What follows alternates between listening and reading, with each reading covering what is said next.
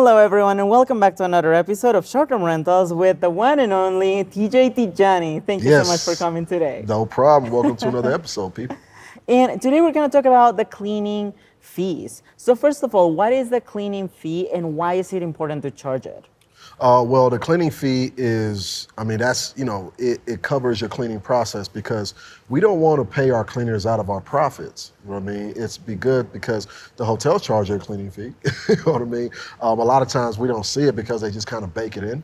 But yeah, you should and you will charge a cleaning fee and should charge a cleaning fee. You're not going to limit yourself or you're not going to alienate yourself from any host on the short-term rental side. And what's important is just making sure that you find that balance, right? Because you don't want to be too cheap. You want to be able to cover your cleaning costs, but you don't want to be too expensive either to where you turn people off and now you're coming off as probably look greedy compared to a lot of other cleaning fees in your particular marketplace. So you want to make sure that you kind of find that balance. And but yeah, your cleaning fee is one of those things to where you know it helps you out a lot, and depending on your cleaner and how much they charge you, maybe you're a little bit in the negative, right? So your cleaner may charge you $100, but your cleaning fee may be $90. So, and it might be okay to make up that difference, that $10 difference, and that may be okay with you for your business model because that's not really hurting you at all. For us, we actually try to be a little profitable with our cleanings because you got to understand it's not just cleanings. You have other expenses. You have linens you got inventory to replace. You got linens and stuff like that. And we're not charging a separate line item for that stuff. So a lot of that stuff tends to just comes out of our profits for the most part. So if you could get to where inflate your cleaning fee a little bit to where it's not over, you're not too much, and you don't seem greedy. But you're not, for us, if our cleaning fee, if our cleaners charges us $90, we'll probably charge like 110. So maybe 115 or something like that. About $20 to $25 more, nothing too crazy. Just to help us cover other additional costs like the linens and stuff like that. So it's a good idea if you can to see if you can actually make a little bit more on your cleaning fee because we make more on our cleaning fees for all of our listings, honestly. Oh, wow. Yeah, because we have negotiated good rates. We have good cleaners that been with us for a while, so we get really good rates with them. And so then when you couple that with what you charge the guest, and so yeah, it creates a delta. It creates that difference to where you could use that to go towards something else for sure. Gotcha. And I feel like at the same time, since you already have a really good relationship with your cleaning team, you can actually negotiate some extra, like special rates for you and your company because Yeah. you're not only having them to clean just this one unit, you have multiple units that they're cleaning for you. So they know for sure that they're going to have business with you. Now, when it comes to charging, you said that you base it off of the cleaning fee that your cleaning team is actually charging you. But how do you know if you went a little bit too far? Do you look at other listings on the market? Yeah, and that's always a good idea. It's obviously one of the best ways. Look at comparable listings to yours and see what they're charging for a cleaning fee. Because a lot of times it's to where that kind of gives you a base. It'll let you know exactly where you should kind of be. And maybe based on that, you could come in a little bit lower or you can be a little bit higher. Sometimes you might find that, okay, this person charging a cleaning fee is a little high. That you look at their listing and say, okay, this is a really, really nice listing. So a lot of times your cleaning fee also could correspond with the quality of your listing as well. Because some people, if you have a quality listings with great reviews and great photos and the cleaning fee is $20 more than other listing, they might not be like, well, I'm not gonna book this one, even though I love this one. So sometimes a cleaning fee can also correlate with the quality of the listing itself. But one thing to keep in mind is that and in these platforms, especially Airbnb, you can charge additional fees, like additional service fees. You can charge for linens. You can charge for just customer relations. You can charge for whatever. You can have custom. You can name it whatever you want to. Maintenance. You can name it whatever you want. Wow. But you'll find that a lot of listings don't add like that many additional line items because you still want to be competitive. So I think for me, the best route would be to just inflate that cleaning fee a little bit so you're covering some additional expenses like your linens and stuff like that versus just adding an additional line item. Because when you think about when you book an Airbnb, all those line items that you already see there. It's scary. I'm is not gonna there. lie. It is Hotels, scary. it's like that with hotels too. It's like Yeah. a long receipt. It's like, got all these fees, right? So, on Airbnb, you got the booking rate, then you got the taxes, then you got the Airbnb fees, then you still got the cleaning fee on top of that. So And then imagine like on top of that having also the lining fee and linen the fee, maintenance service fee, and and maintenance fee. so So many. Oh my yeah, you goodness. don't want Yeah, to no. discourage people too much. So that's why it's just a good idea to just go ahead and just add it in, factor it into the cleaning fee at the top line, and then that way it looks a lot cleaner that you don't come off as greedy as well. That's right. And at the same time, you want to make sure that you think on the psychology side of things, because like as a guest, I wouldn't want to see like a huge list, super big of all the many things that they're going to be charging me by the end of my stay. Because in the end, I ended up choosing Airbnb because they offer a better pricing. But if at that point they're going to give me a huge list of all the other items that I have to pay by the end of my stay, man, but at that point I could have just used a hotel. Yep. So that's a really cool way to make sure that your short-term rental listing is like totally more competitive than a hotel. Absolutely. Now, when it comes to cleaning, though, you mentioned that you have a cleaning team, but would you recommend someone to clean the property themselves, or should they always have a cleaning team? So this is case by case. I am the guy when it comes to not doing anything. I don't want to do nothing. How P. Diddy said it. P. Diddy says, listen, that's the game. I pay everybody to do everything. That's the game. I don't want to do nothing. That's why I pay everybody. So I'm like Diddy. You know what I'm saying? So for me, even with my very first listing, and this could vary for you because say your very first listing is a spare room in your house or maybe a basement. You live there. That's a different kind of proximity. It'll be a lot easier to clean those units. It's still time consuming. There's still time you have to take.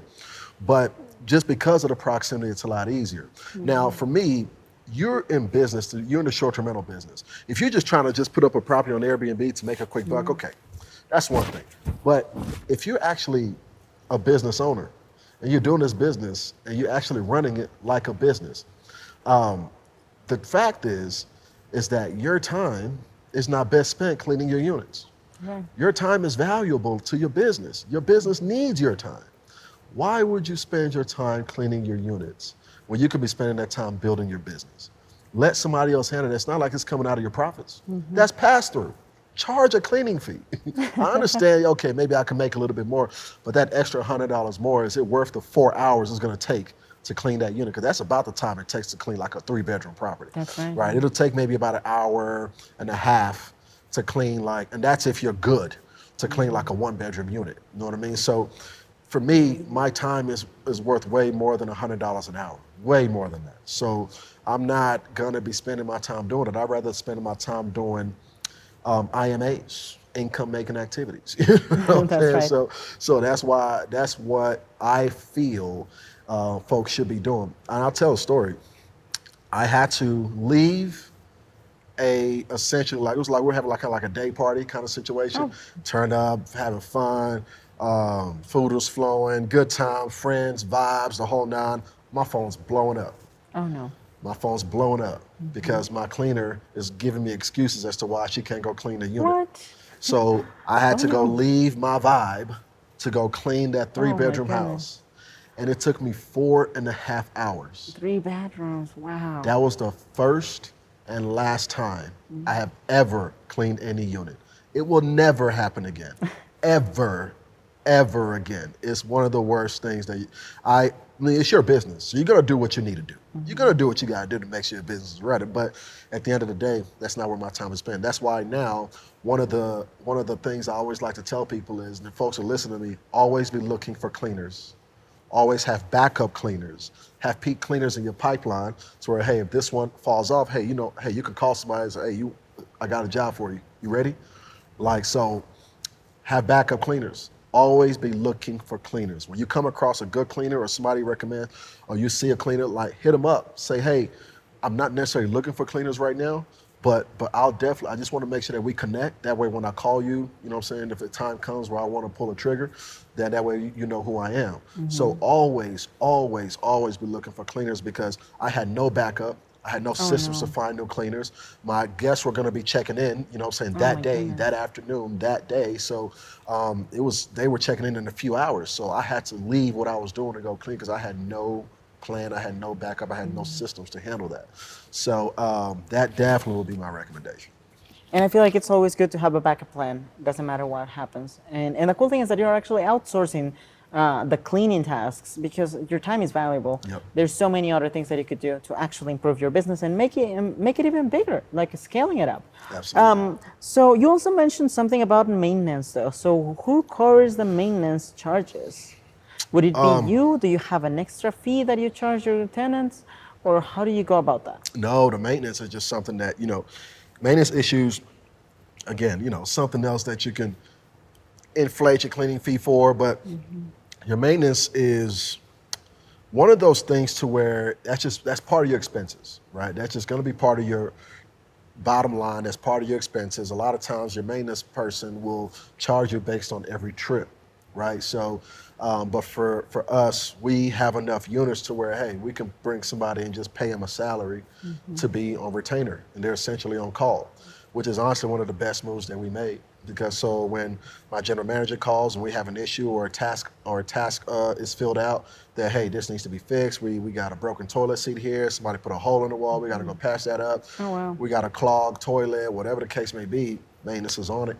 They're on it. And what happens is that we see the task is red, and that means it needs to be done.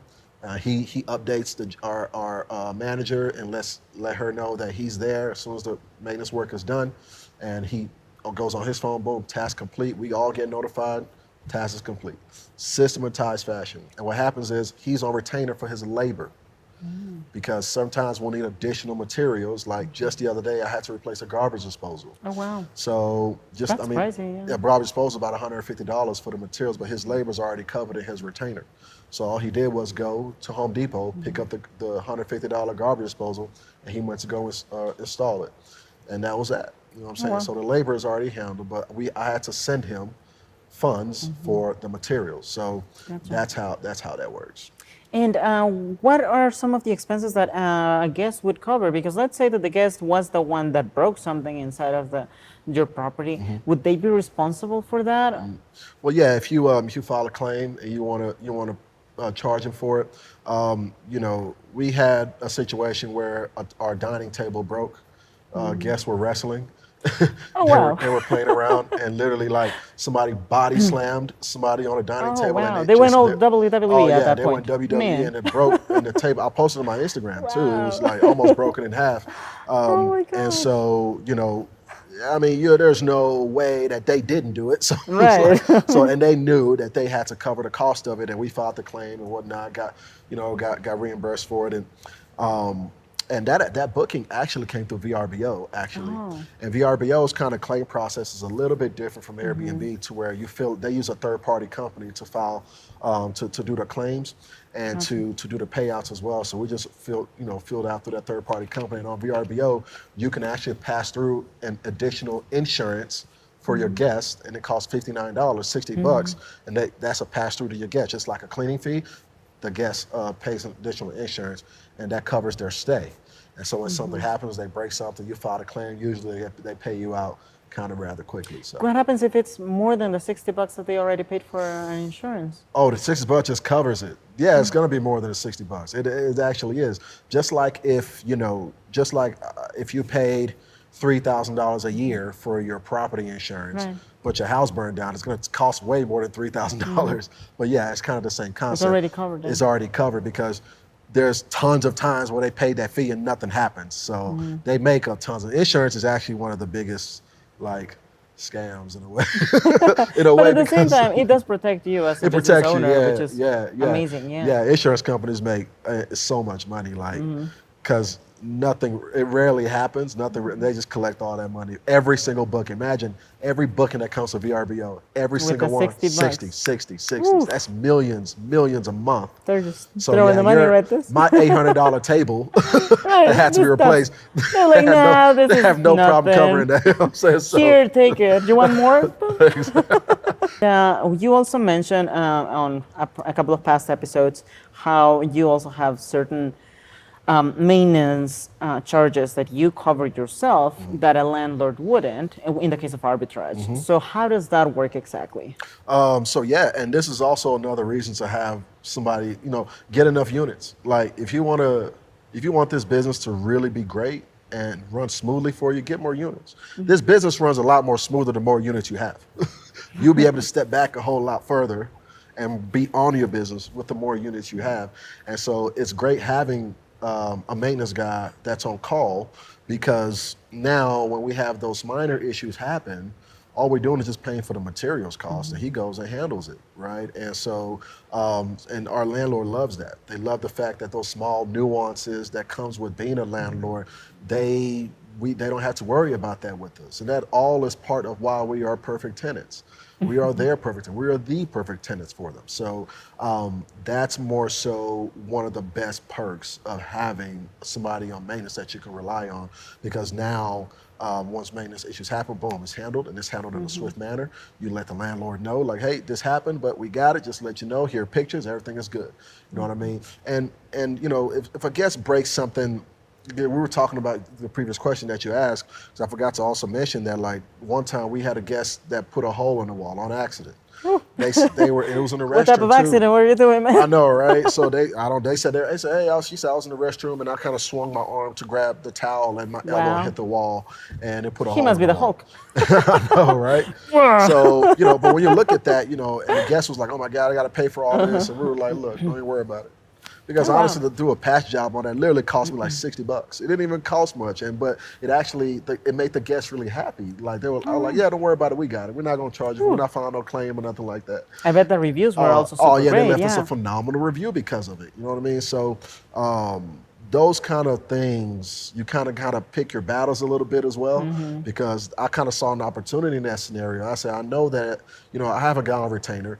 I just need it's just gonna be like an extra piece of sheetrock, some patchwork, tape and float. We have the extra paint right there. Like it's easy to fix. And so, but for them it was like a big deal. I put a hole in the wall. And so the fact that we showed grace in the matter, we were like, look, don't even worry about it. We got it. That was like, oh man. So to me, I just saw an opportunity to really win over the guest. And to establish that relationship with him or her so they could come back again. Exactly. And I noticed that you mentioned that you guys have like a certain range of, let's say, money that you guys can cover for repairs when you guys are doing arbitrage, such as like $200 if I'm not mistaken. But what happens if it's, I don't know, $300 or $400? If it's more than that, then we let the landlord know. And we say, hey, here's the situation, here's the cost. What do you want us to do? Do you want us to use our guys to fix it, or you want to send your guy? And we can handle it. If we use our guy, we can pay for it, and then we can take it out the rent next month. Or if we can send you an invoice, and you just want to send us the money directly. It's very, very clear in our agreement that anything above 200, they pay for it. Gotcha. Yeah. And I feel like that's also a really good way to protect yourself and your business from any extra expenses that are not needed. Right. And at the same time, it gives a peace of mind to the landlord, because he knows that, oh, well, I mean, a $200 repair that could include quite a bit of things that could break inside of the house. So it gives them some peace of mind as well. Oh, yeah, absolutely. Well, thank you so much again, TJ. And thank you for teaching us more about why all of these fees are so important for us to protect our business. And thank you to our audience for staying tuned to this episode. So we are going to see you on the next episode, where we're going to be talking a little bit about law, but in Airbnb. We'll see you in the next one. Bye-bye.